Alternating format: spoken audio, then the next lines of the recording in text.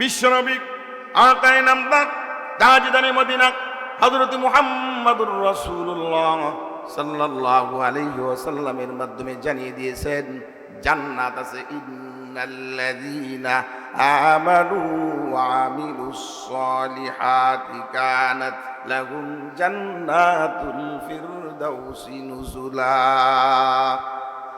খালিদিনা ফিহা লা ইয়াবগুনা আনহা হিওয়ালা। অন্য জায়গায় আল্লাহ তাআলা বলেন উলাইকা হুমুল ওয়ারিসুন আল্লাযীনা ইয়ারিসুনাল ফিরদাউসা হুম ফিহা খালিদুন। সুবহানাল্লাহ। আল্লাহ রাব্বুল আলামিন বলেন জান্নাত আছে, আর এই জান্নাতটা এমনিতেই নয়, এটা তোমরা উত্তরাধিকারের সূত্রেই তোমরা জান্নাতের মালিক। সুবহানাল্লাহ বলেন উত্তরাধিকারের সূত্রেই তোমরা জান্নাতের মালিক। কেন কেন আমি উত্তরাধিকারের সূত্রে আমি জান্নাতের মালিক হইলাম? কে সে এই জান্নাতে ছিল? কেন আমি উত্তরাধিকারী হইলাম? আমি যে বলে নিয়েছি, স্বীকার করে নিয়েছি, আদি পিতা হযরতে আদম। আমার পিতার নাম কি? পিতা হযরতে আদম। জাতির পিতা হযরত ইব্রাহিম আলাইহিস সালাম। রূহানি পিতা মুহাম্মাদুর রাসূলুল্লাহ সাল্লাল্লাহু আলাইহি ওয়াসাল্লাম। তাদের মাধ্যমে আমরা জানতে পেরেছি জান্নাত আছে। মায়ের কথায় যেমনি ভাবে আমি বিশ্বাস করেছি আমার জন্মদাতা পিতা তিনি, ঠিক আমি আল্লাহ তাআলার কোরআনকে বিশ্বাস করে, আল্লাহকে বিশ্বাস করে, বিশ্বনবী হযরত মুহাম্মাদুর রাসূলুল্লাহ সাল্লাল্লাহু আলাইহি ওয়াসাল্লামের উপর যখন ঈমান এনেছি, তখন আমি বিশ্বাস করেছি আমানতু বিল্লাহি ওয়া মালাইকাতিহি ওয়া কুতুবিহি ওয়া রুসুলিহি ওয়াল ইয়াউমিল আখির ওয়াল কদরি খাইরিহি ওয়া শাররিহি মিনাল্লাহি তাআলা ওয়াল বা'থি বা'দাল মাউত। সুবহানাল্লাহ। এখানে যে 7টা বিষয় আছে, এই 7টা বিষয়ের উপরে যদি কেউ ঈমান আনে এবং বিশ্বাস করে, আল্লাহ তাআলা তাদেরকে সূরা মুমিনুনের ভিতরে সুসংবাদ দিয়েছেন ক্বাদ আফলাহাল মুমিনুন। তারা 100% না, 1000 কাম সফলতা অর্জন করে ফেলেছে। সুবহান। আফলাহা এটা হাজারে বহুবচন। আমরা যেরকম দুনিয়াতে কোনো মানুষ তার সন্তানকে যখন বিসিএস ক্যাডার বানায়, ডাক্তার, এমবিবিএস, এফআরসিএস অথবা রাজনীতিবিদ বানায়, বিএনপির বড় লিডার, আওয়ামী লীগের বড় লিডার, জামাত ইসলামের বড় লিডার, চরমোনায় হুজুরের বড় লিডার, যখন তার সন্তান চূড়ান্ত একটা পর্যায়ে পৌঁছে যায়, তখন এলাকার মানুষ বলতে থাকে এই মানুষটা সফল কাম হয়ে গেছে। বলে কি বলে না? বলে কি বলে না? বলে এই মানুষটা সফল কাম হয়ে গেছে। রব্বুল আলামিন বলেন তোমরাও যেরকম বলো সফল কাম, এই সফলতা ভিতরে বিফলতা থাকতে পারে। এই সন্তান তোমাকে জাহান্নামেও নিয়ে যাইতে পারে, এই সন্তান তোমাকে জান্নাতেও নিয়ে যাইতে পারে। রব্বানা আরিনাল লাযাইনি আদাল্লানা মিনাল জিন্নি ওয়াল ইনস নাজআলহুমা তাহাতা আকদামিনা লিয়াকুনা মিনাল আসফালিন। সুবহানাল্লাহ বলেন। সন্তান যদি মানুষের মতো মানুষ না হয়, আমি যদি সন্তানকে মানুষের মতো মানুষ না বানাইতে পারি, বিসিএস ক্যাডার বানান নিষেধ নাই, ডাক্তার বানান নিষেধ নাই, ইঞ্জিনিয়ার বানান নিষেধ নাই, এফআরসিএস বানান নিষেধ নাই, ডিসিএসপি বানান নিষেধ নাই, ব্যারিস্টার বানান, সচিব বানান নিষেধ নাই, প্রধান বিচারপতি বানান নিষেধ নাই, সেনাবাহিনী, নৌবাহিনী, বিমান বাহিনী, চিতা কুবরা এদের প্রধান বানান নিষেধ নাই। কিন্তু মাগার সর্বপ্রথম যে কাজটা করতে হবে সেই কাজটা হলো এরকম মসজিদ, মাদ্রাসায়, নুরানি মাদ্রাসায় দিয়া আপনার সন্তানকে প্রথমত 5 কালিমা সহ আত্তাহিয়াতু, দুরূদ শরীফ, দোয়া, কুনুত, দোয়া, মাসুরা এইগুলি অর্থ সহ এবং সূরা ফাতিহা সহ থেকে নিয়ে সূরা নাস পর্যন্ত আলেম বানানোর দরকার নাই, হাফেজ বানানোর দরকার নাই। আল্লাহ তাআলাও বলে নাই যে তোমরা সবাই হাফেজ, মাওলানা, মুফতি হয়ে যাও। তবে তোমাদের উপরে আল্লাহ তাআলার রাসূল বলতেছেন কতটুকু ইলমে দ্বীন শিক্ষা করা ফরজ। তালাবুল ইলমি ফারিদাতুন আলা কুল্লি মুসলিম। সমস্ত নরনারীর উপরে অতটুকু ইলমে দ্বীন শিক্ষা করা ফরজ, যতটুকু শিখলে পরে সে হালাল হারাম চিনে চলতে পারে সহি শুদ্ধভাবে। সূরা ফাতিহা থেকে নিয়ে সূরা নাস পর্যন্ত সহি শুদ্ধ কোরআন তেলাওয়াত করতে পারে, কমপক্ষে 10টা সূরা সহি শুদ্ধ তেলাওয়াত করে নামাজ পড়তে পারে, এমন ভাবে শিক্ষা করা, শিক্ষা দেওয়া পিতা মাতার উপরে ফরজ। কোন সুবহানাল্লাহ। এই সন্তানকে যদি আপনি এই সমস্ত মক্তবে অথবা এরকম নুরানি মাদ্রাসায় দিয়া আপনি যদি কোরআনটা শুদ্ধ করে শিখায়া দেন, নামাজ কালাম শুদ্ধ করে শিখায়া দেন, রোজা কিভাবে রাখতে হবে, কি করলে রোজা ভাঙবে, টয়লেটে কিভাবে যাইতে হবে, কোন পাওটা আগে দিতে হবে, কোন পাওটা পরে দিতে হবে, মসজিদে কোন পাও আগে ঢুকাইতে হবে, কোন পাওটা পরে ঢুকাইতে হবে, এইভাবে প্রত্যেকটা বিষয় যদি আপনার সন্তানকে শিক্ষা দিয়া এরপরে প্রাইমারি, এরপরে হাই স্কুল, তারপরে কলেজ, তারপরে ভার্সিটি, বিশ্ববিদ্যালয়, এরপরে ক্যাম্পিয়ার, আপনার যত বিশ্ববিদ্যালয় আছে পৃথিবীর থেকে, আপনি যদি স্কলারশিপ আনিয়া আপনার সন্তানকে যদি আপনি বিসিএস ক্যাডার সর্বোচ্চ শিক্ষায় শিক্ষিত করে দেশের সর্বোচ্চ সম্মানের অধিকারী আপনার সন্তান অর্জন করে ফেলে, সে যদি প্রধান বিচারপতি হয় অথবা প্রধানমন্ত্রী হয় অথবা যদি প্রেসিডেন্ট হয় অথবা যদি ইউনিয়ন পরিষদের চেয়ারম্যান হয় অথবা যদি সে এমপি হয়, মন্ত্রী হয়, আপনার এই সন্তান দ্বারা কখনোই কোরআন হাদিস বিরোধী কোনো আইন করা সম্ভব হবে না। ঠিক কিনা বলে? ইম্পসিবল নুন এবার এটা হতেই পারে না। কারণ আপনার সন্তানকে আপনি সর্বপ্রথম আপনি কোরআন শিক্ষা দিচ্ছেন, মক্তবে মাদ্রাসায় কোরআন শিক্ষা দিয়া আপনার সন্তানটাকে বিশেষ ক্যাডার বানায়া এবার বিবাহ করাবেন। বিবাহ করানোর সময় শুধু আপনি টাকাওয়ালা খুঁজেন নাই, ক্ষমতাওয়ালা খুঁজেন নাই, শুধু সুন্দরী খুঁজেন নাই, শুধু ডিগ্রিওয়ালা খুঁজেন নাই, ভালো একটা বংশের মেয়ে খুঁজছেন, হতে পারে গরিব, যদি 4টা থাকে শোনাই সোহাগা নূরুন আলা নূর, 4টা যদি না থাকে সর্বশ্রেষ্ঠটা যদি পাওয়া যায়, মেয়েটার দিনদারি, পরিবারটা দিনদারি, এখান থেকে যদি আপনি বিবাহ করায় আনেন, এই মেয়েটা যদি আপনার বাড়ির পুত্রবধূ হয়ে আসে, এই দিক দিয়ে আপনার সন্তানরা সর্বোচ্চ শিক্ষিত, শুধু শিক্ষিত নয় সুশিক্ষিত, কোরআন হাদিস শিখে এরপরে বিশেষ ক্যাডার হয়েছে, ডাক্তার, ইঞ্জিনিয়ার, এফআরসিএস হয়েছে, এইভাবে ওই দিক দেশে তার স্ত্রীও পাইছে দিনদারি। ওই দাম্পত্য জীবনে স্বামী স্ত্রী মিলে কমপক্ষে আপনাকে বৃদ্ধাশ্রমে দিবে না। তাহলে বোঝা গেল আমাদের ডাক্তারও দরকার আছে, ইঞ্জিনিয়ারও দরকার আছে, ডিসিএসপি দরকার আছে, প্রধানমন্ত্রী প্রেসিডেন্ট দরকার আছে, সচিব দরকার আছে। আল্লাহ তাআলা বলে এইভাবে যদি তোমরা সমাজবিধির মানে কাজ করো, আর উলামায়ে কেরাম যারা কিছু কিছু আলেম থাকবে, আল্লাহ তাআলা অন্য আয়াতের মধ্যে বলেন ইন্নামা ইয়াখশাল্লাহা মিন ইবাদিহিল উলামা, নিশ্চয় আলেম যারা হক্কানি আলেম তারা আমি আল্লাহকে বেশি ভয় করে থাকে। সুবহানাল্লাহ বলেন। এই সমস্ত আলেম হতে পারে তোমার এলাকার মধ্যে একজন, অথবা বাড়ির মধ্যে একজন, অথবা মহল্লার মধ্যে একজন, অথবা তোমার ইউনিয়নে ওয়ার্ডের মধ্যে একজন, তার কথা মেনে তাহাকে মহাব্বত করে আল্লাহর রাসূলের হাদিসের দিকে তাকায়া কুন আলিমান আও মুতাআল্লিমান আও মুঈনান আও মুস্তাঈনান আও মুহিব্বান, হয় আলেম হও, না হলে আলেমের ছাত্র হও, না হলে আলেমকে সহযোগিতা করো, অর্থ দিয়া, পারো না কথা দিয়া সহযোগিতা করো, তাও যদি না পারো কমপক্ষে আও মুহিব্বান, অন্তর থেকে যদি মহাব্বত করতে পারো, আল্লাহ তাআলা বলে এই 4 নাম্বারটাও যদি থাকে আমার নবীর হাদিস সত্য, তোমাদেরকে আমি জান্নাতের মেহমান বানায় নিব। তবে পঞ্চমটা করতে পারবা না, সেটা কি? পঞ্চমটা হলো লা তাকুন খামিসান ফাতুহলিক। পঞ্চমটা করতে পারবা না, কোন আলেমের বিরুদ্ধে ষড়যন্ত্র করতে পারবা না, মিথ্যা মামলা দিতে পারবা না, মিথ্যা প্রপাগান্ডা শোনাইতে পারবা না, মিথ্যা মামলা দিয়া জেলখানার ভিতরে ঢুকা, মিথ্যা সাংবাদিক দিয়া, ভুয়া মামলা দিয়া তোমরা ঠান্ডা বেরি পরায়া, হাত করা পরায়া, হেলমেট পরায়া তোমরা টেনে টেনে গরুর মতো, হালের বলদের মতো, আসামির মতো এরকম ব্যবহার না। আসামির চেয়ে আরো নিকৃষ্ট যদি কোনো জাতি থেকে থাকে, সেটা মনে হয় একজন আলেম যিনি আসামি হয়েছি, এদের মতো তোমরা এরকম ভাবে যদি টেনে হিসড়ে তোমরা যদি তোমাদের আইন অনুযায়ী না, মন গড়া আইন, মানব রচিত আইন, তোমাদের এইভাবে তোমাদের মনোরঞ্জন খুশির জন্য, তোমাদের প্রভুদের খুশির জন্য কারো আঙ্গুলের ইশারায় এই কাজটা যদি করো, যে এইভাবে তোমরা হেলমেট পরায়া, ঠান্ডা বেরি পরায়া আলেমদেরকে টেনে টেনে নিয়া তোমরা জেলখানার ভিতরে ঢুকাও, এই ডিস্ট্রিক্ট থেকে ওই ডিস্ট্রিক্ট, ওই গ্রাম থেকে ওই গ্রাম, ওই বিভাগ থেকে ওই বিভাগ, এইভাবে মাসের পর মাস, বছরের পর বছর প্রত্যেকটা দিন হাজার হাজার মামলা দিয়া আলেমদেরকে যদি অসম্মান করো, অপেক্ষা করো, ওই দিন বেশি দূরে নয় যেই দিনটা তোমাদের সামনে আসবে। খুযূহু ফাগুল্লু সুম্মাল জাহিমা সাল্লু। সুবহানাল্লাহ বলেন। আল্লাহ তাআলা হাসরের ময়দানে বলবেন, এদেরকে দিয়ে তাকা দেখ ওরা কারা।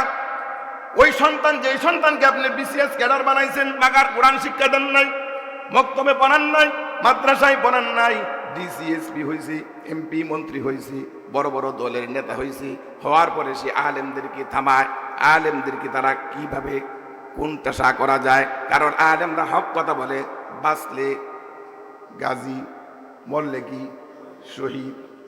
সুতরাং আমাদের উত্তরসূরিরা জীবন দিয়েছে, আমরাও জীবন দিব। তারা দেশপ্রেম নিয়া, কোরআনের ভালোবাসা নিয়া, আল্লাহ এবং আল্লাহ রাসূলের মহাব্বতে সৎ কথাগুলি যখন বলতে থাকে, ইয়া আইয়ুহাল্লাযীনা আমানুত্তাকুল্লাহা হাক্কা তুকাতিহি ওয়া লা তামুতুন্না ইল্লা ওয়া আনতুম মুসলিমুন। সুবহানাল্লাহ বলেন। আল্লাহ তাআলাই তো বলছেন মরার আগে মরার জন্য, ভালো মুসলমান হওয়ার জন্য। এই জন্য উলামায়ে কেরাম আল্লাহ এবং আল্লাহর রাসূলের সেই হাদিসের দিকে, কোরআনের দিকে লক্ষ্য করে যখন সত্য কথাগুলি বলে, আর ওই মানুষগুলি যখন টেনে টেনে, ওই সন্তানগুলি যখন টেনে টেনে জাহান্নামের ভিতরে নিয়ে যাবে, আল্লাহ তাআলা বলেন হাসরের ময়দানে কঠিন মুসিবতের দিন তাদেরকে যখন জাহান্নামের বেরি পড়ায়া জাহান্নামের দিকে নিয়ে যাওয়া হবে, ওই দিন ওই সন্তান বলবে, রব্বানা আরিনাল্লাযাইনি আযাল্লানা মিনাল জিন্নি ওয়াল ইনস। ও আমার রব, ও আমার আল্লাহ, কে আমাকে আজকে ধ্বংস করে দিল? মানুষের ভিতর থেকে, জিনের ভিতর থেকে, আমার মাতা পিতা, নাকি আমার দলের লিডার, দলের নেতা, কে আমাকে ধ্বংস করে দিল? কার জন্য আমি আজকে জাহান্নামে যাচ্ছি? কে আমাকে শিক্ষা দিছিল, সুশিক্ষা দেয় নাই? কে আমার বেতন ভাতা খাইতো, আমাকে কোনোদিনও নামাজের কথা বলে নাই, আমাকে পর্দার কথা বলে নাই, দ্বীনের কথা বলে নাই, কোনটা আইন বৈধ কোনটা অবৈধ বলে নাই? কে আমাকে মোটিভেটেড করছিল? কে আমারে বাইলট করছিল? কে আমাকে এইভাবে আজকে ধ্বংসের দান প্রান্তে নিয়ে গেল? জাহান্নাম তো গর্জন দিতেছে, আল্লাহ কেন আমি জাহান্নামে আসলাম? কারা আমাকে ধ্বংস করে দিল? ওই দিন তারা বলবে, ও আল্লাহ, যারা আমাকে ধ্বংস করে দিছে এদেরকে জাহান্নামের দরজার মধ্যে শোয়া দাও, ওদের কলিজাটা বুকটার মধ্যে পাড়া দিয়ে আমি জাহান্নামে যাব। ওই দিন ওই মানুষগুলি বিপদে পড়ে যাবে। তারা বলবে, আল্লাহ আমাদের টাকা পয়সা খাইছিলাম, ও আমার সন্তান ছিল, ও আমার দলের লিডার ছিল, যে আমার দলের নেতা ছিল, তার চরিত্র এমন ছিল। আমার নেতা, তোমার নেতার চরিত্র ফুলের মতো পবিত্র, নামাজ পড়ে না এক ওয়াক্ত, এরকম নেতা আছে না নাই? হুজুরের আগে আইসা আলেম, মাওলানা, মুফতি, একজন আইনজীবী, একজন লয়ার, তার সামনে এসে যখন বক্তব্য দেয় মনে হয় জান্নাত থেকে পালিয়ে এসেছে মক্কার খেজুর। এমন কথা বলতেছে, নির্বাচনের আগে মাথার মধ্যে কি টুপি, নারী হইলে মাথার মধ্যে পট্টি, হাতের মধ্যে তসবিহ, শাহজালালি মাজার জিয়ারত, এরপরে মক্কা মদিনা উমরা করে এসে নির্বাচন হয়। নির্বাচনের পরে এমন আইন করে যে আইনটা কোরআন বিরোধী, আল্লাহ রাসূলের হাদিস বিরোধী, আর প্রথমই কাজ হলো তাদের জাহাজে আলেমদেরকে জেলখানায় ঢুকাও। আমরা দেখেছি তদানীন্তনকালে, বেশি দিন নয় না, ওই তো ওই দিন যখন ফজলুল করিম সাহেবকে আপনার নির্বাচন উত্তর সেই বরিশালে রক্তাক্ত করলো মেরে, পরে কি করে নাই? রক্তাক্ত করলো মেরে। আমরা দেখেছি বাবু নগরীকে যখন নিরপরাধ একজন মানুষ, যুগ শ্রেষ্ঠ শাইখুল হাদিস, তাকে যখন জেলখানার ভিতরে ঢুকায়া দিল। তারও আগে 90-এর দশকে, 96-এর পরে আমরা দেখেছি যে মানুষটা 50 থেকে 70 বছর পর্যন্ত বুখারী পড়াইতে পড়াইতে টুন্ডা হয়ে গেছে, সোজা হয়ে হাঁটতে পারে না। আল্লামা আজিজুল হক, সুবহানাল্লাহ বলেন। আল্লামা আজিজুল হক মরহুম পীর সাহেবের উস্তাদ, ওই দিন আল্লাহর বান্দা বলতেছিলেন, মামুনুল হক সাহেব তো আমার আব্বার উস্তাদের ছেলে। বলছে কি বলে নাই? মামুনুল হক সাহেব তো রিয়াজুল করিম সাহেব বলছে যে মামুনুল হক সাহেব তো আমার উস্তাদের ছেলে, সুতরাং মামুনুল হক সাহেব তো আমার চাচা হয়। আমার বাবার উস্তাদের ছেলে যেহেতু, তিনি আমার চাচা হয়। এরকম যুগ শ্রেষ্ঠ একজন আলেম আল্লামা আজিজুল হক সাহেব 90-এর দশকে রমজান খানার ভিতরে রাখছি। উজুর পানিটা ঠিক মতনে পর্যন্ত দেয় নাই। এরপরে আমরা দেখেছি আল্লামা সাইদি সাহেব থেকে শুরু করে নিয়া মামুনুল হক থেকে শুরু করে নিয়া বাবুনগরী থেকে শুরু করে নিয়া একেবারেই আপনার সাকাউত হোসেনের হাজি গুনবি সহ আমির হামজা সহ এই মানুষগুলিকে জেলখানায় ঢুকাইছে। আমার মতো নগণ্য কেউ 4টা মামলা দিছে। আল্লাহ তাআলা বলে তোরা রেডি থাক, হাসরের ময়দানে আমার আদালতে কিবরিয়ায় আমি অর্ডার দিব, ওরা আলেমদেরকে টেনে হিস্ট্রি তারা জেলখানায় নিয়ে যাইতো, ওই জেলখানার মুক্তি আছে, কিন্তু আজকে এদেরকে জেলখানায় দিব, ওই জেলখানার কোনো মুক্তি নাই। ঠিক কিনা বলে? খুযূহু ফাগুল্লু সুম্মাল জাহিমা সাল্লু। এদের গলার মধ্যে পায়ের থেকে শুরু করে নিয়া গলা পর্যন্ত আগুনের ঠান্ডা বেরি পড়াও, আর টেনে টেনে জাহান্নামে নিক্ষেপ করো।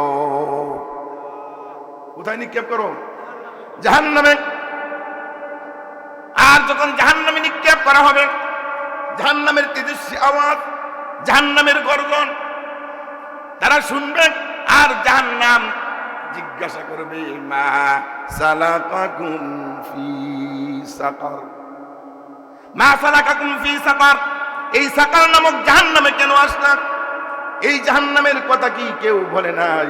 ইমাম সাহেব কি শুক্রবার দিন মিম্বারে বসে খুতবা দেয় না? এই জাহান্নাম মারাত্মক এক জাহান্নাম, কেন আসলা এই জাহান্নামে?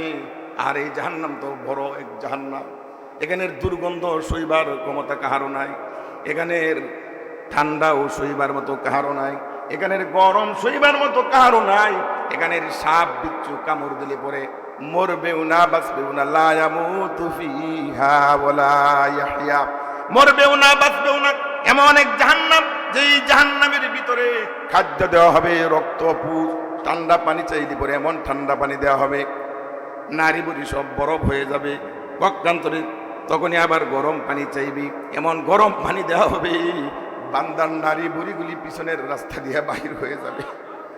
আল্লাহ তাআলার বান্দা বলবে আল্লাহ শুনেছি, ওই দিন মানি নাই। কালু বালা কাদ জানা নাযীর, বলেছিল শুনি নাই মানি নাই, যদি শুনতাম আর মানতাম আজকে অবস্থা হতো না। ওই দিন জাহান্নামী বলবে মা সালাকাকুম ফি সাকার, কেন জাহান্নামে আসলা? মুসলমান 4টা অপরাধের কথা স্বীকার করবে। কয়টা অপরাধ? যারা বিধর্মী, লাতাজিদান্না আশাদ্দান নাস আদাওয়াতাল লিল্লাযিনা আমানুল ইয়াহুদ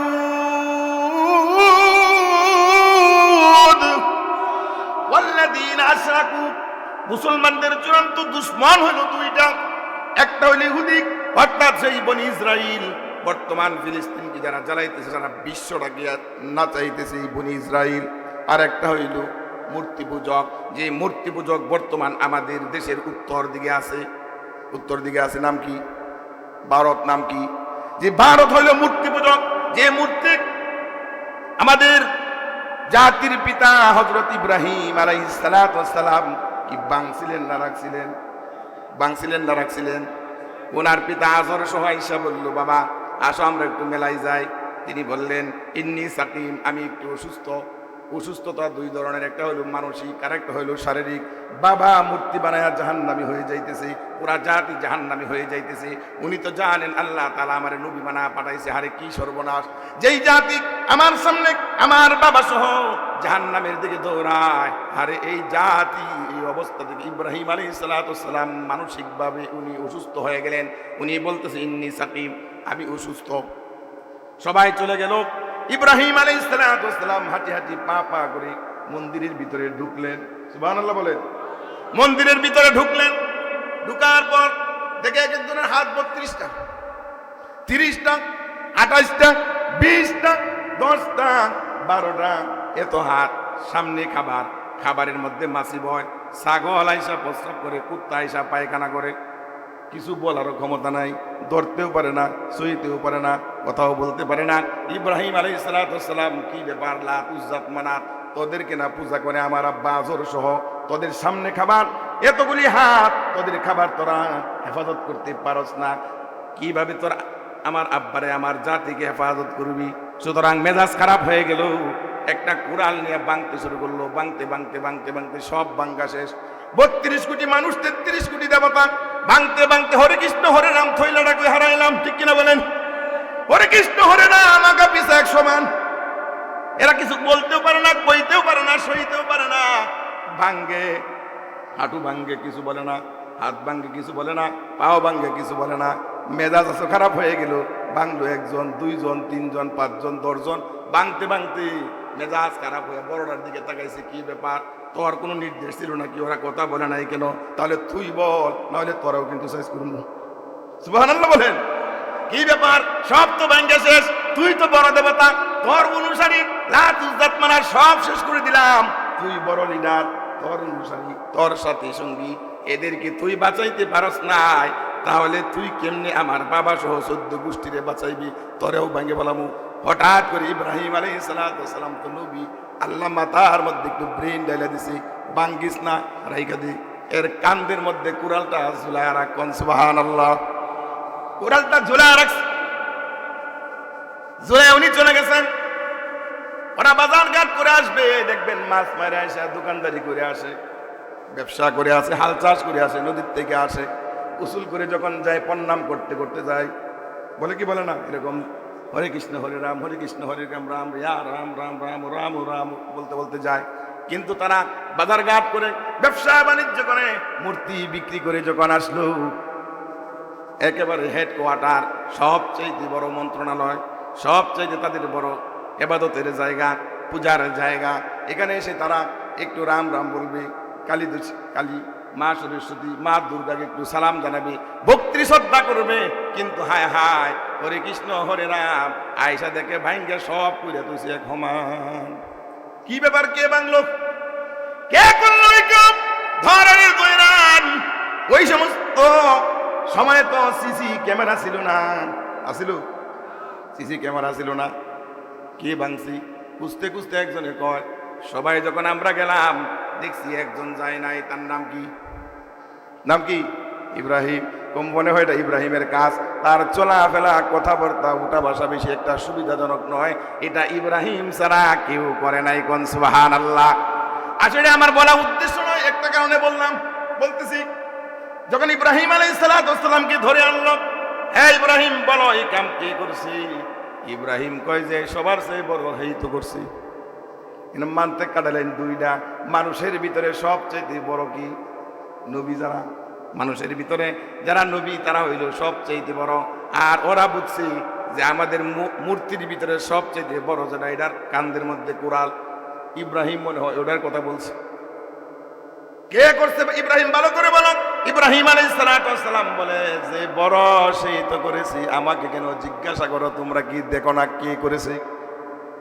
ওরা তো আর এই বুদ্ধি নাই, জ্ঞান নাই। কারণ আমরা খাই গরুর দুধ, ওরা খাই গরুর মুখ, ঠিক কিনা বলে? ওরা গরুর মুখ খায়, আমরা গরুর দুধ খাই। মাথার মধ্যে হইলো গোবর, এরা গোবর দিয়ে ঘর পাক করে। আমরা গোবর কাপড়ের মধ্যে রাখলে কাপড় না পাক, ঠিক কিনা বলেন? আমরা যে গোবরকে নাপাক বানায় দিছি, ওরা ওই গোবরকে তারা পাক বানায় গড় লেপে রান্না করে। এই গরুরে তারা মা কয়, এই জন্য মার গুস্তু খায় না। কিন্তু মার চামড়া দিয়া জুতা বানাইতে বড় ভালো লাগে। জুতা পরতে পরতে একবারে জুতা সব 12টা বাজায় দেয়। আমরা বলি হাল তেরা চাল হ্যাঁ, মাকসুদ তেরা মাল হ্যাঁ, কি আজব তেরা চাল হ্যাঁ, লাখো কো আন্দা কর দিয়া। মূল বিষয় ঠিক আছে, কিন্তু আসলে মানুষকে ধোঁকা দিতে চায়। ইব্রাহিম আলাইহিস সালাম বলে,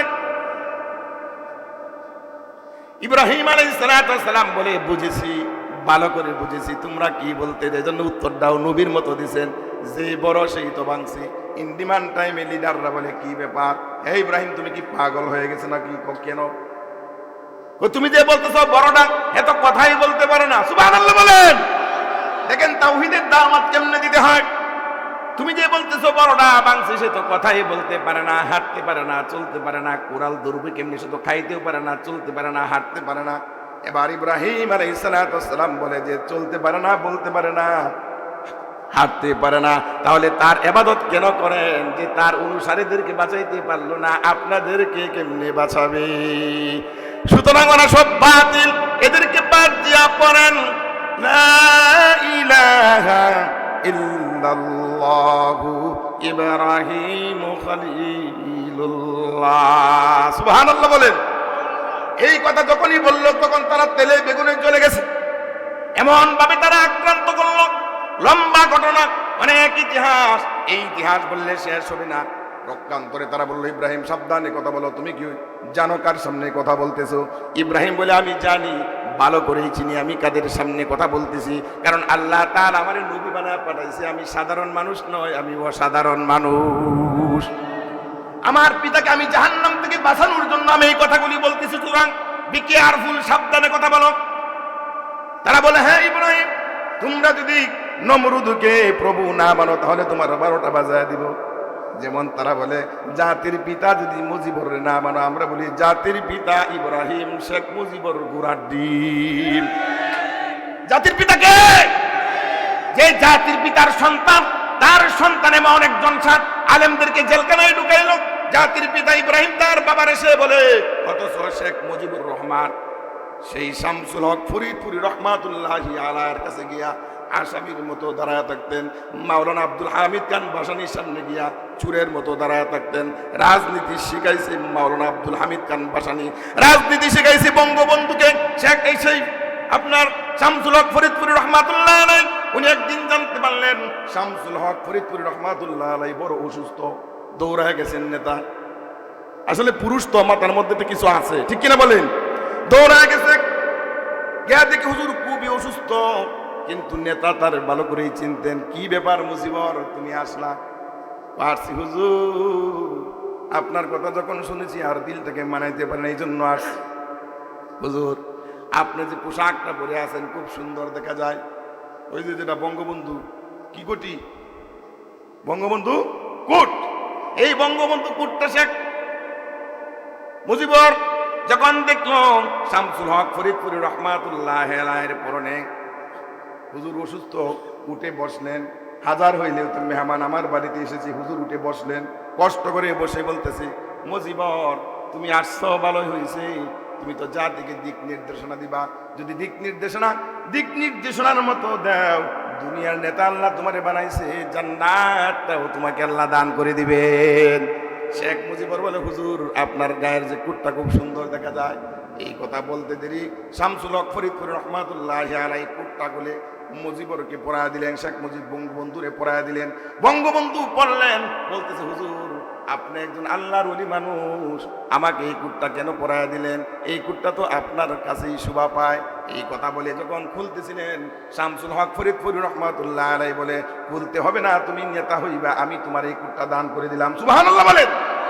সেই নেতা তার সন্তানকে যখন রাষ্ট্রীয় ক্ষমতা আল্লাহ তাআলা দান করল, আল্লাহ তাআলা বলে, তুতিল মুলকা মান তাশাউ ওয়া তানজিউল মুলকা মিম্মান তাশাউ ওয়া তুইজ্জু মান তাশাউ ওয়া তুযিল্লু মান তাশাউ বিয়াদিকাল খায়র ইন্নাকা আলা কুল্লি শাইইন কাদির। আল্লাহ ক্ষমতা দেওয়াও পরীক্ষা করেন, নেওয়াও পরীক্ষা করেন। যেমন আল্লাহ তাআলা ক্ষমতা দিয়েছিলেন নমরুদ, ফেরাউন, হামান, কারুন, সাদ্দাতকে আল্লাহ ক্ষমতা দিয়েছিলেন। ক্ষমতা দেন কি দেন নাই? বলেন তো দেখি, এদেরকে আল্লাহ তাআলা ক্ষমতা দিছে ভালোবাসা নাকি? কারুনকে আল্লাহ এত সম্পদ দিলেন, ভালোবাসা দিছেন? সাদ্দাত, নমরুদ, ফেরাউন, এদেরকে যে আল্লাহ এত ক্ষমতা দিলেন, ভালোবাসা দিছিলেন? আল্লাহ তাআলা বলে, না, এদেরকে আমি ক্ষমতা দিছি, দেখি এরা কোন পর্যন্ত দৌড়াইতে পারে। দৌড়াও দৌড়াও, ভালো মতনে দৌড়াও। দৌড়াইতে দৌড়াইতে আমি মাওলারে যদি চিনতে পারো, যদি ঈমান আনো, জান্নাত পাইবা, অন্যথায় খালিদিনা ফিহা আবাদা, আবাদুন আবাদ, জাহান্নামের আসামি হয়ে যাইতে হবে। কন্যা উযুবিল্লাহ। প্রধানমন্ত্রী উনি হয়ে গেলেন। উনি মূর্তি বানাইতে শুরু করলেন। মানুষ বস্তির ভিতরে থাকে, 80 টাকা কেজি চাউল, 60 টাকা হালি ডিম, 70-80 টাকা কেজি আলু, নুন আনতে পান্তা পোড়ায়। কত মানুষ বস্তির ভিতরে তাকে খাবার নাই, কত বেকার যুবক চাকরি নাই, ওইদিকে কোনো খেল নাই। হাজার হাজার লাখ লাখ টাকা খরচ করে যখন মূর্তি বানাইতে শুরু করলেন, ইব্রাহিম আলাইহিস সালামের উত্তরসূরিরা মামুনুল হক সহ চরমুনের আল্লাহর ওলিরা বললেন, উনি একজন নেতা ছিলেন, যেভাবেই হোক উনার নেতৃত্বে দেশ স্বাধীন হয়েছে, আমরা স্বীকার করি। মানুষটা মারা গেছে, আপনি এই কাজ করবেন না। কারণ হলো, সন্তান যদি নেককার হয়, ভালো কাজ করে, পিতামাতা কবরে সওয়াব পৌঁছে যায়, ইসালে সওয়াব। আর সন্তান যদি আকাম কুকাম পড়ে, তাহলে এটারও জিনিসটা কবরের মধ্যে পৌঁছে যায়, পিতামাতার কবরে আযাব হইতে থাকে, আপনি মূর্তি বানায়েন না। যে মূর্তি আমাদের জাতির পিতা ইব্রাহিম আলাইহিস সালাতু সালাম বানাইছেন, যে মূর্তি বিশ্বনবী রাহমাতুল লিল আলামিন যখন দেখলেন মূর্তি পূজা, উলঙ্গ পূজা করে আল্লাহ তাআলার ঘরের মধ্যে মূর্তি ঢুকায়া, বিশ্বনবী আগে মানুষ তৈরি করলেন, সোনার মানুষ বানাইলেন। এই সোনার মানুষ দিয়ে আল্লাহ সোনার মক্কা মদিনা করলেন। আল্লাহ রাসূল বলতেছে, এবারে যাও, যে আল্লাহ তাআলার ঘরে উলঙ্গ মূর্তি ঢুকায়া উলঙ্গ পূজা করে, এখানে আর মূর্তি থাকবে না, এখান থেকে মূর্তি সরাইতে হবে। বলেন তো দেখি, কাবা ঘরের থেকে বিশ্বনবী মূর্তি বাহির করছেন না রাখছেন? বাহির করছেন না রাখছেন? বিশ্বনবী মূর্তি বাহির করলেন, রাহমাতুল লিল আলামিন মূর্তি বাহির করলেন, জাতির পিতা ইব্রাহিম আলাইহিস সালাতু ওয়াসসালাম মূর্তি বাংলেন। তার উত্তরসূরি মিল্লাতা আবিকুম ইব্রাহিম ওয়া সাম্মাকুমুল মুসলিমিন, আমাদের মুসলিম জাতির পিতা ইব্রাহিম যে আদর্শ শিক্ষা দিয়ে গেছেন, আমরা তার উত্তরসূরি। মামুনুল হক সাহেব সহ চরমুনার পিসাবরা, বড় বড় উলিরা, আল্লামা সাইদি সাহেব সহ বললেন, এই বঙ্গবন্ধুর মূর্তি বানায়েন না, এটার দ্বারা জাতির অপমান, আপনার বাবার কবরে আযাব, আপনার দুর্নাম হবে, লক্ষ লক্ষ টাকা খরচ হবে, ঠেলাওয়ালা, রিক্সাওয়ালা, ব্যায়াম কুলি মজদুরির টাকা খরচ হবে, আপনি এই কাজটা করিয়েন না। মানলো না। আল্লাহ তাআলা বলো, একটু সুযোগ আমি দিলাম, আমি ধরবো। ইন্না আযাবি লাশাদীদ, আমার ধরা শক্ত ধরা, আমি যখন ধরবো আর ছাড়বো না, আমি ছেড়ে দেই না।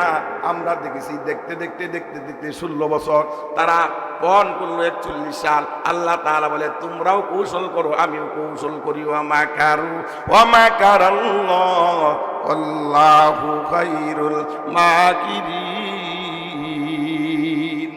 ইন্নাহুম ইয়াকিদুনা কাইদা ওয়া আকিদু কাইদা ফামাহিলিল কাফিরিনা আমহিলহুম রুয়াইদা। সুবহানাল্লাহ বলেন। ওদের কৌশল আল্লাহর কৌশল সমান, আল্লাহর কৌশল সমান। আল্লাহ তাআলা বলে, তোমরা ছিলে 1000-এর উপরে, আর আমার নবী ছিল মাত্র 313 জন। কোন যুদ্ধ? কোন যুদ্ধ? বদরের যুদ্ধ, সর্বপ্রথম যুদ্ধ। রমজান মাসের 17 তারিখের যুদ্ধে 313 জন নিয়া বিশ্বনবী রাহমাতুল লিল আলামিন যখন দাঁড়া গেলেন, আল্লাহ তাআলা বলছেন, মক্কাতে 13 বছর নবীজি আপনাকে আমি দাওয়াত দিতে বলছি, যুদ্ধ করতে বলি নাই। মায়ের খাইছেন, মার দিতে বলি নাই। এটা মক্কা নয়, এটা মদিনা। আপনি হিজরত করে আসছেন, ঘর ছাড়ছেন, বাড়ি ছাড়ছেন, বংশ ছাড়ছেন, পিতামাতা, আত্মীয় স্বজন, জন্মস্থান মক্কা ছেড়ে মদিনায় আপনি হিজরত করছেন। এখানে আবু জাহেলের গোষ্ঠী আইসা আপনাকে হানা করে। সাবধান নবী, আপনাকে বলে দিলাম, আপনি ধরেন, মারেন, মরেন এবং মারেন। কোন সুবহানাল্লাহ। আপনার মরতে হবে, মারতে হবে। বিশ্বনবী রাহমাতুল লিল আলামিন তাকাইলেন তাদের দিকে। আবু জাহেল ছিল একবারে প্রশিক্ষণপ্রাপ্ত ঘোড়া, প্রশিক্ষণপ্রাপ্ত যোদ্ধানিয়া। এমন এক অবস্থার ভিতরে বিশ্বনবী রাহমাতুল লিল আলামিন সাহাবীদের দিকে তাকাইলেন। সাহাবীরা বুঝতে পারলেন, বললেন, হুজুর ডাইনে বামে সামনে পিছনে আমরা আছি, কোনো টেনশন নাই। আপনি অর্ডার দিতে দেরি, আমরা বাস বাকির মতো যাবায় পড়বো, জীবন দিব মাগার ঈমান দিব না। সুবহানাল্লাহ। আল্লাহ তাআলা বলে, আমার নবীর সাহাবীদের ঈমান ছিল। আমি আমার নবীজির দোয়া কবুল করলাম, 5000 ফেরেশতা নিযুক্ত করলাম। কয় হাজার? ভালো করে বুঝবেন, কয় হাজার? 5000। একটা ফেরেশতার সাথে মোকাবেলা করার ক্ষমতা দুনিয়ার মানুষের আছে নাকি? মানে বুশের আছে, মানে হাসিনার মনে হচ্ছিল। আল্লাহ বলে, না, একটা ফেরেশতার মোকাবেলা করার ক্ষমতা পৃথিবীর কারো নয়। তাহলে আমি কেন 5000 দিলাম?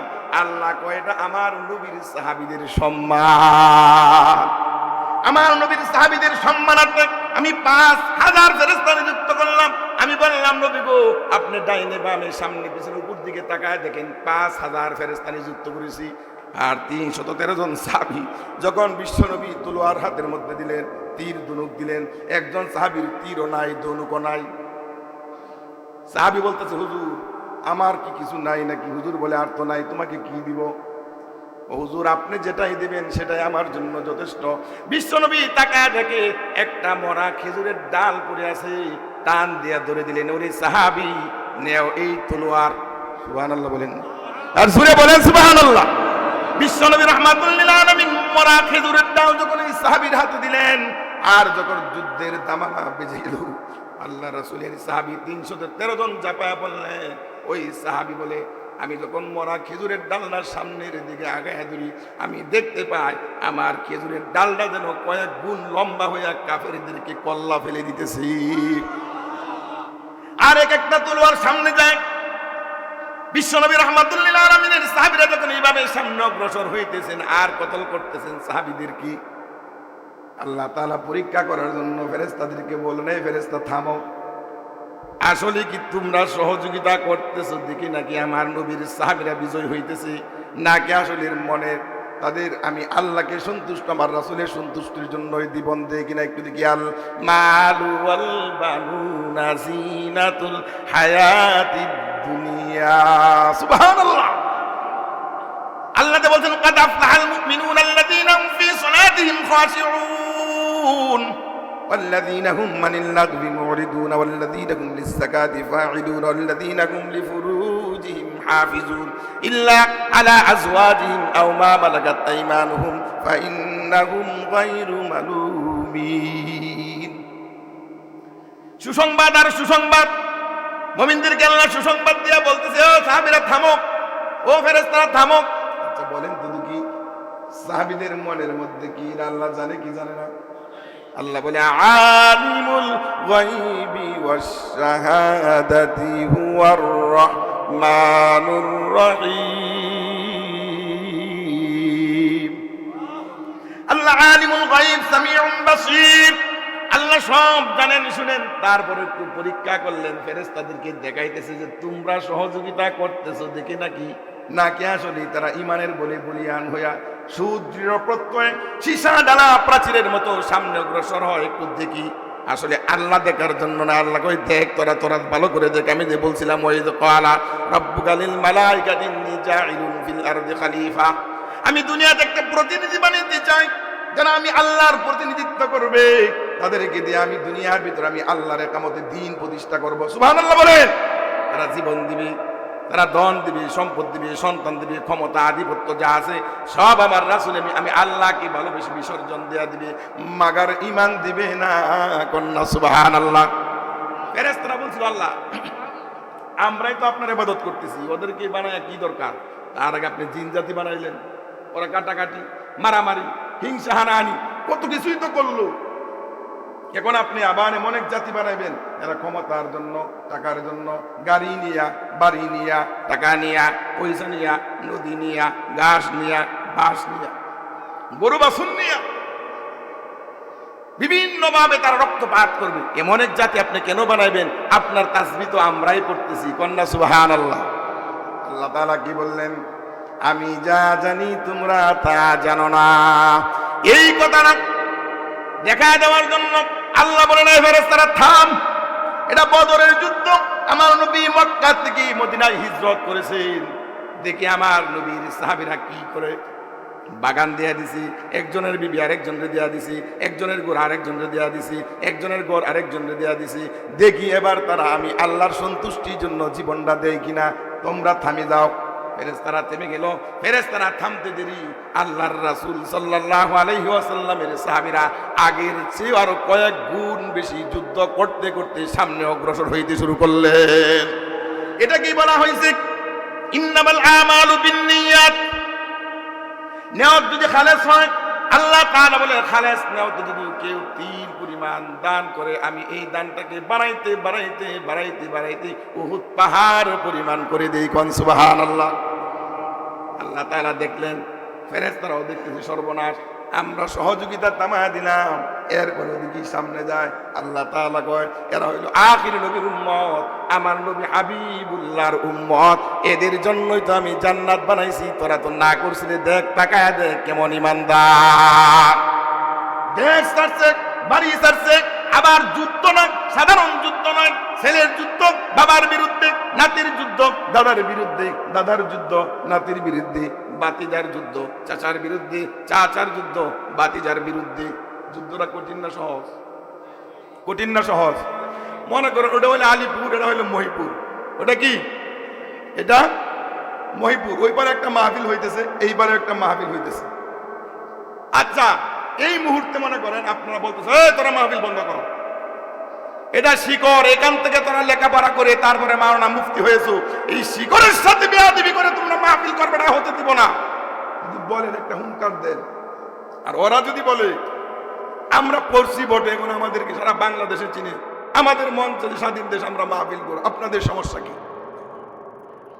এক দুই কথা বিশাল একটা গ্যাঞ্জাম বেঁধে গেল। ওরাও আসতেছে আলিপুরতে, আপনারা যাইতেছেন মহিপুরতে, একবারে ব্রিজের মাঝ বরাবর দেখা হয়ে গেছে। গোষ্ঠী বাদ দিলাম বা লাট কালেকশন বাদ দিলাম, এখন গিয়া দেখেন এখানেও আপনারা যারা চরমুনায়ের মুরিদ আছেন, এখানেও চরমুনায়ের মুরিদ আছেন, এখানেও জামাতের লোক আছেন, ওখানে জামাতের লোক আছে, এখানেও বিএনপির লোক আছে, ওইখানেও বিএনপির লোক আছে, এখানে আওয়ামী লীগের লোক আছে, ওইখানে আওয়ামী লীগের লোক আছে। আর সব বাদ দিলাম, বলেন তো দেখি এখন যে তলুয়ারটা ধরবেন কিংবা এখন যে আপনি হুকি স্টিক দিয়ে বাড়িটা দিবেন, বাড়িটা দিতে গিয়ে একটু চিন্তা ভাবনা আসবে কি আসবে না? আরে হ্যাঁ, আলিপুর মহিপুর গেলে আমাদের সাথে সাক্ষাৎ হয়, আমরা আলিপুর আসলে ওদের সাথে সাক্ষাৎ হয়, কাজটা এটা কি ঠিক হইল? চরমুনার গেলে দেখা হয়, জামাতের প্রোগ্রামে গেলে দেখা হয়, আওয়ামী লীগ বিএনপির প্রোগ্রামে গেলে দেখা হয়, প্রতিদিন বাজারে রাস্তাঘাটে দেখা হয়। ওরা যদি বরিশাল শহরে যায়, আমরা যদি বলি বেটা খবর আছে এনতে গেলে তোদের, তাহলে এদের খবর আছে। আর আমরা যদি সেই কুয়াকাটা যাই, ওরা যদি বলে আইওকালি কুয়াকাটা, একটা ব্যাপার স্যাপার আছে না? এতটুক যদি হতে পারে, ব্লাড কালেকশন নয়, শুধু এক পীরের মুরিদ এক লিডারের দল করেন, হয় শেখ মুজিবুরের, না হইলে আপনি জিয়াউর রহমানের, আর না হইলে জামাতের, আর না হইলে চরমুনায়ের পীর সাহেবের অথবা মামুনুল হক সাহেবের। এতটুকের কারণে যদি এত বড় একটা বিষয় থেকে পিছায়া যাইতে পারেন, আল্লাহ রাসূল সাল্লাল্লাহু আলাইহি ওয়াসাল্লাম বলেন, হে দুনিয়ার আমার উম্মতেরা, তাকায় দেখো, হক এবং বাতিলের যুদ্ধ যখন শুরু হয়ে যাবে, হক এবং বাতিলের যুদ্ধ যখন শুরু হয়ে যাবে, কে তোমার বাবা, কে তোমার মা, কে তোমার ভাই, কে তোমার প্রতিবেশী দেখার সময় নাই। কারণ যদি তোমার আল্লাহ এবং আল্লাহর রাসূলের সন্তুষ্টির জন্য পিতার বিরুদ্ধে তলোয়ার ধরতে হয়, তাহলে আমার আলীর মতো তলোয়ার ধরতে হবে। সুবহানাল্লাহ বলেন।